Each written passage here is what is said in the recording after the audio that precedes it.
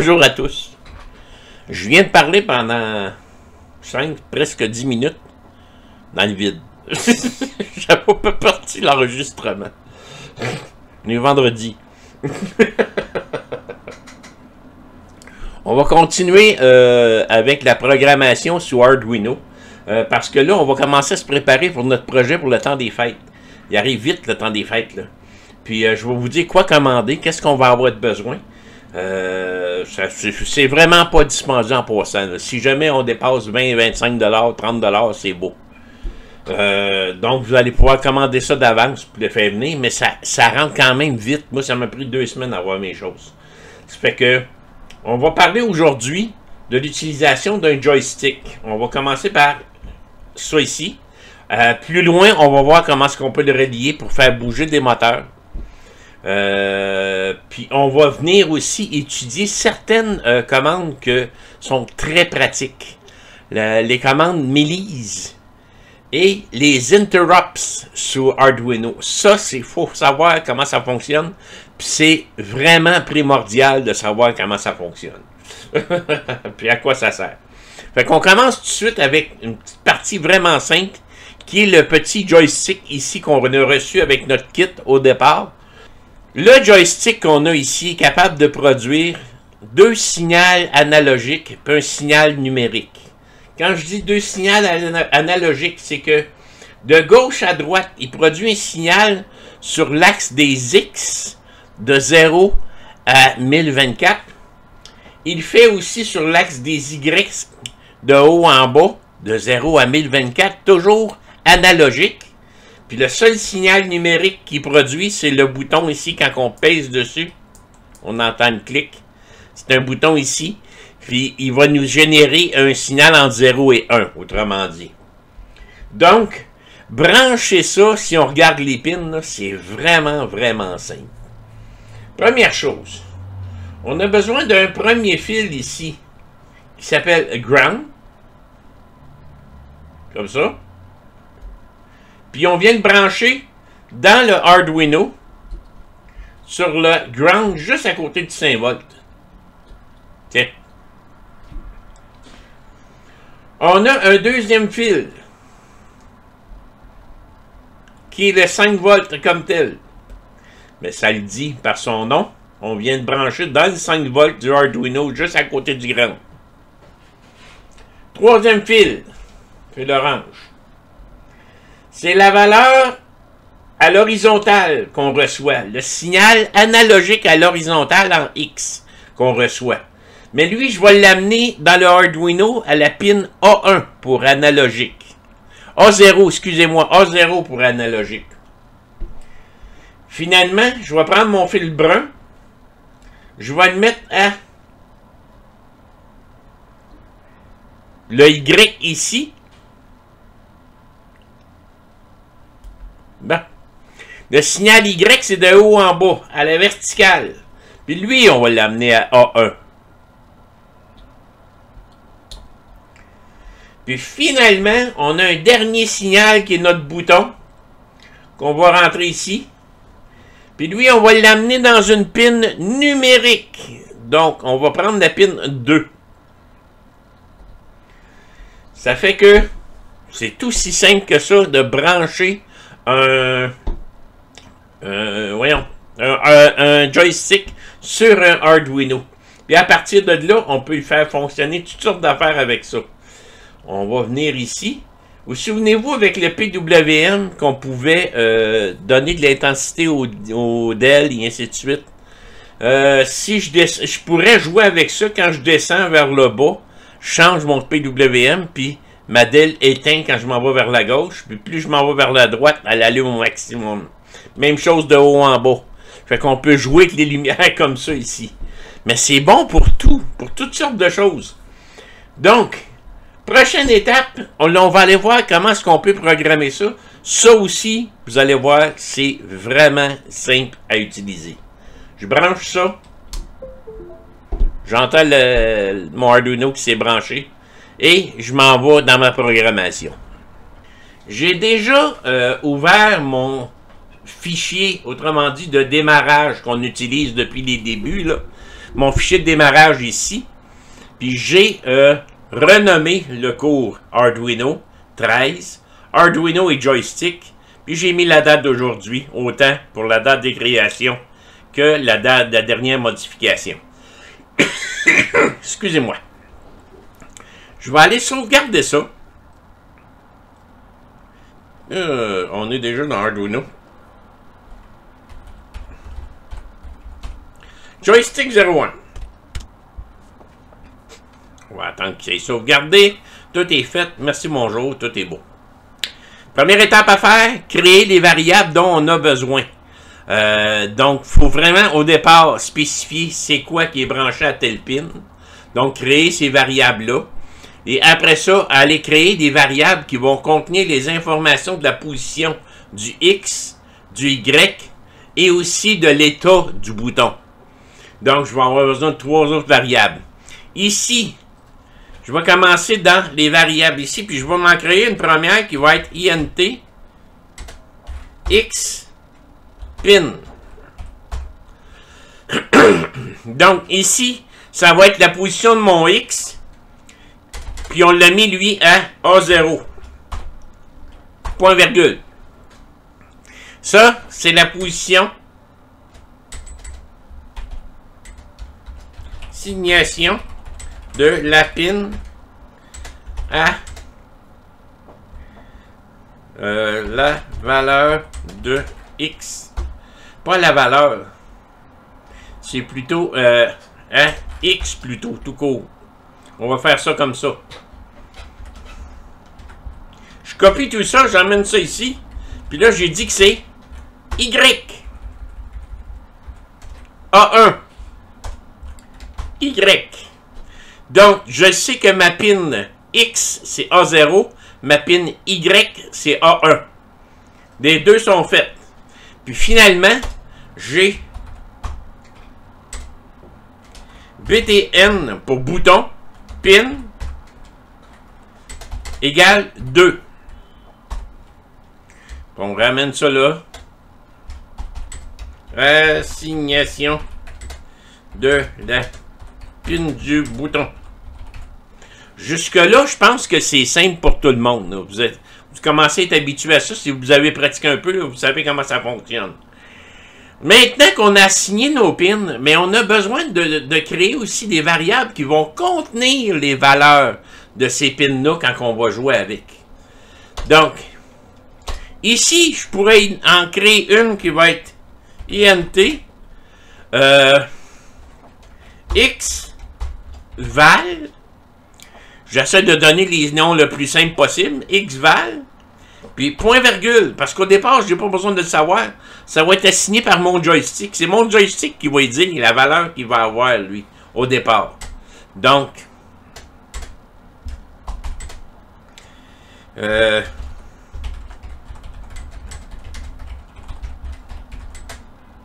création de la variable pour la valeur X.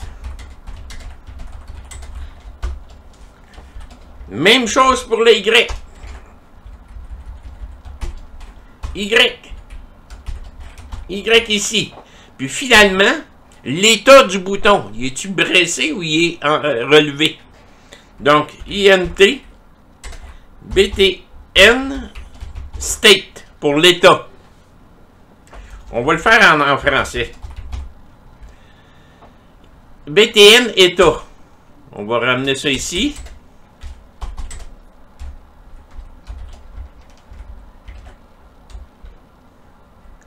De variables pour l'état du bouton. Parce que le bouton, c'est 0 ou 1. Donc, c'est un état qu'il y a.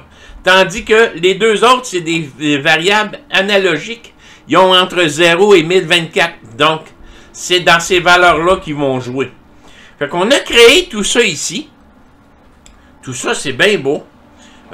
Jusqu'à maintenant, on peut même faire un test avec notre fichier pour voir si tout est correct. Oups! Ici, j'ai une erreur ici, là. C'est quoi que j'ai ici? Des variables. pourquoi il me dit qu'il y a une erreur. Point virgule, point virgule, point virgule. Ah, j'ai pas de point virgule ici.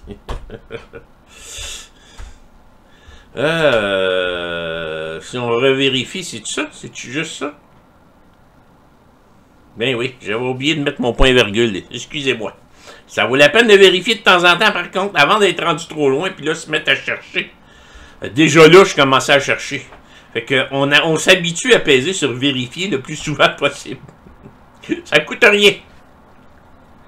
Parfait. Cette partie-là est montée. On a toutes les valeurs qu'on a de besoin. Tout est beau ici. Là, je vais aller dans la section Setup. Dans section Setup, première chose que je vais demander, c'est de démarrer mon moniteur série. Donc, serial.begin 9600, qui est la valeur standard de transmission des données. Oups, 9600. Ça, c'est fait. On va aller ici.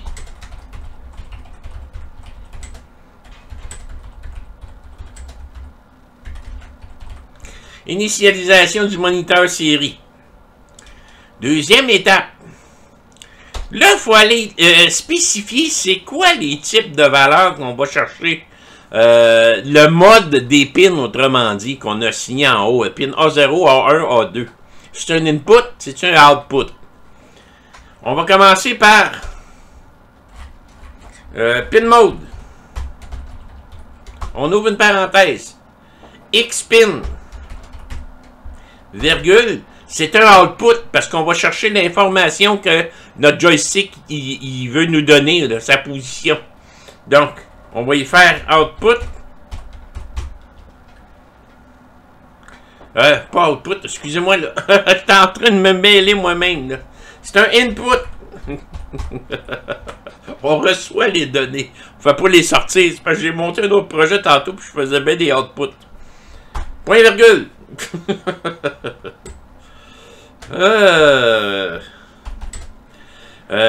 Comment est-ce qu'on va nommer ça? Assignation du type de valeur, de type de données. De X. Bon, ça c'est fait. Le deuxième, Y. C'est encore un input. On est à Y. Puis finalement,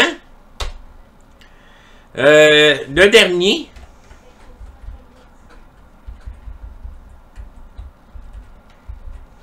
BTN pin.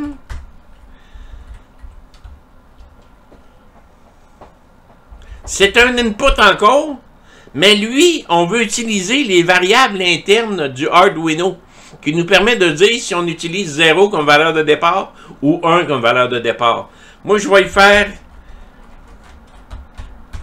pull-up. Donc, on y assigne une valeur de 0 au départ, puis quand on pèse sur le bouton, ça va être 1.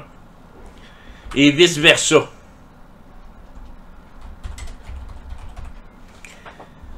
Ça, c'est monté. Tout est monté ici. On va vérifier si tout est beau.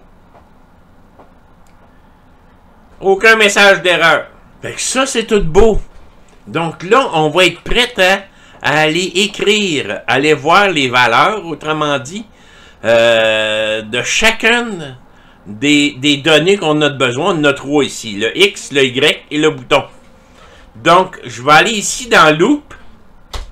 La première chose, je vais aller chercher, je vais dire que xval est égal à analog read. Pourquoi analog read? C'est que la partie X, Y, c'est des valeurs analogiques. Donc, ça va être de lire ces valeurs-là. Puis je vais y marquer xpin, point virgule. Lecture de la valeur actuelle de X.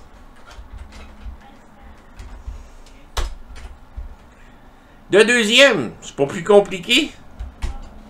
Y, val, analogue RID toujours. X, Y, je veux dire.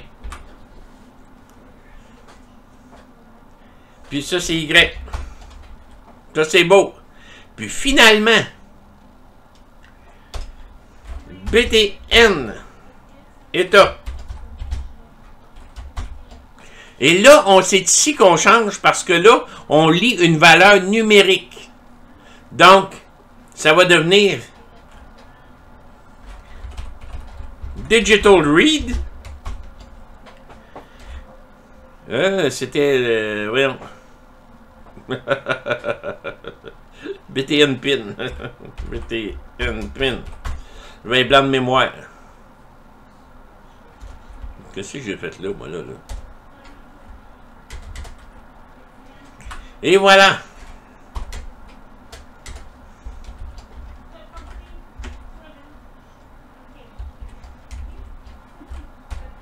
De la position de l'état actuel du bouton. Et voilà. Donc, il vient lire ici la valeur de X, il vient lire la valeur de Y, et finalement, il vient lire la position du bouton.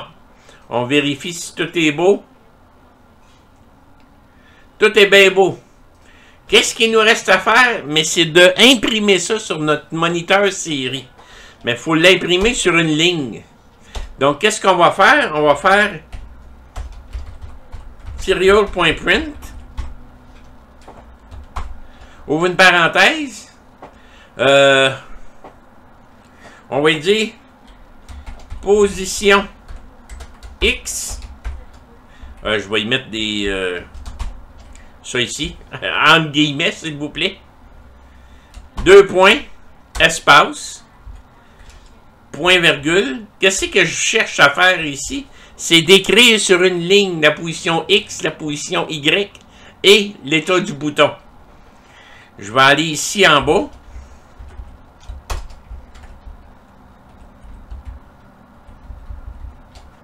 Xval. Je reviens en dessous.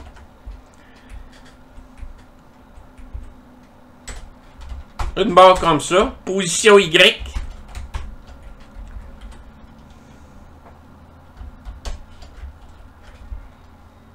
Yval.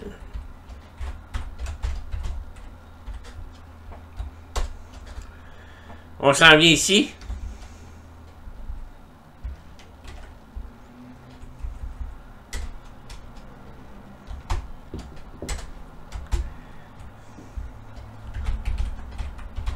État du bouton.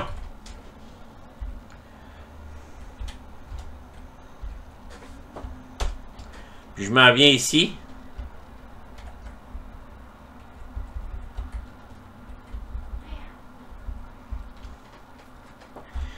BTN et état.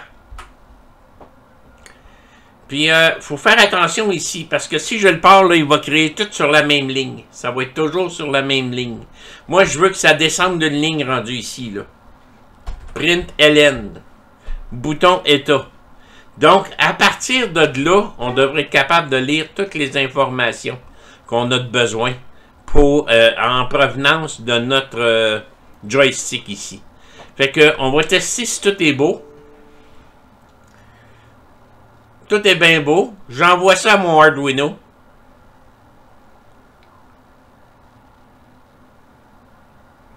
Je rouvre mon moniteur série. Puis je m'étais trompé. L'état actuel du bouton, c'est par défaut, il est à 1. Puis quand je vais peser dessus, il va tomber à 0. Mais si vous voyez, regardez les valeurs ici. Position X, 5,22. C'est la position qu'il y a en X en ce moment. Si je le bouge un peu en X. Oh, il vient de changer. Son idle, autrement dit, là, sa position et ce qui reste tout le temps, c'est 5,22. quand je remonte, mais là, je remonte jusqu'à 1023. Quand je descends à 0. En Y, je m'envoie par en haut. Je viens de tomber à 0. Si je m'envoie par en bas, 1023. Tout est beau. Et si je pèse sur le bouton, je tombe à 0. Donc, vous venez de voir que c'est pas trop compliqué, hein, utiliser un joystick. Le joystick est utilisé. Les valeurs qu'il me donne, je peux les envoyer à n'importe quoi. Je peux dire de jouer avec autrement dit, le PWM pour les diodes, pour les DEL, comme je vous avais dit, ou pour toute autre chose.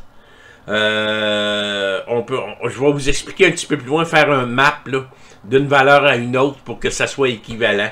Qu'est-ce que ça veut dire? Mais ça, c'est le tout premier petit cours qui commence pour le joystick. Dans le prochain cours, mais là, on va commencer à parler des interrupts dans Arduino. Je sais pas comment, les interrupteurs, je sais pas comment dire ça en français. C'est des interrupts. Et encore les milises. C'est deux fonctions bien pratiques puis qu'il faut absolument connaître dans le Arduino.